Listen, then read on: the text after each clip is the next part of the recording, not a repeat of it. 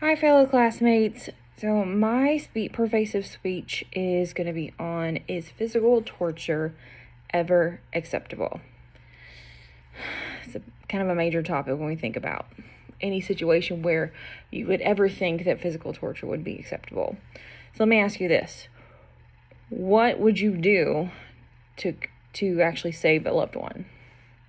It's a big question, right? It's something to really think about. How far would you take it to save a loved one? I have children of my own, so it's kind of hard for me not to think about how far I would go. So when we think about it, it's not something normally that we'd even really have a conversation about. When you think about maybe war overseas, I could see that that's something that may have even been used by our own personal government, right? That they wanted to find out some personal information about whoever we're in a war with. That may be something that they would actually use, a tactic to get that kind of information. But when we think about actual torture, do you really think that when that gets to that point, are you really getting actually good information? Or are they just telling you what they think you want to hear?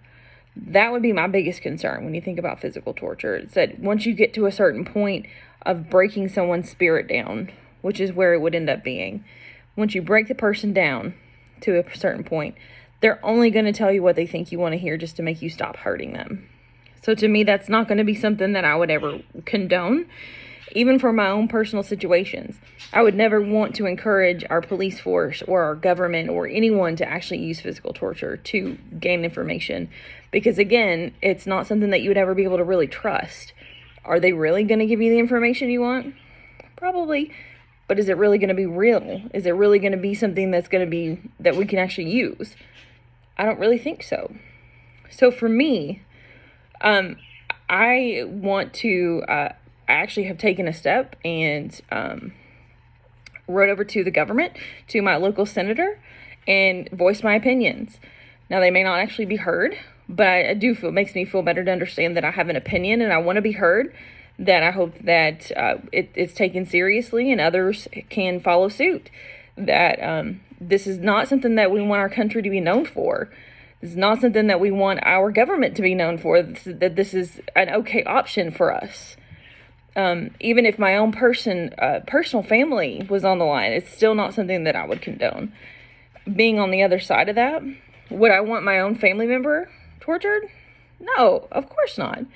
So there's got to be either one line or the other. You can't have it both ways. So again, for me, physical torture is never okay. It should never be an option, not even as a last resort. And I encourage you to have these types of conversations with your family members and encourage you to reach out to our local senator and our representation for our state and make our voices heard. Again, that's my personal opinion. But I do hope you have your own conversations with your own family, that you discuss these issues, and we can hopefully bring in a new generation who feels the same way. Thanks.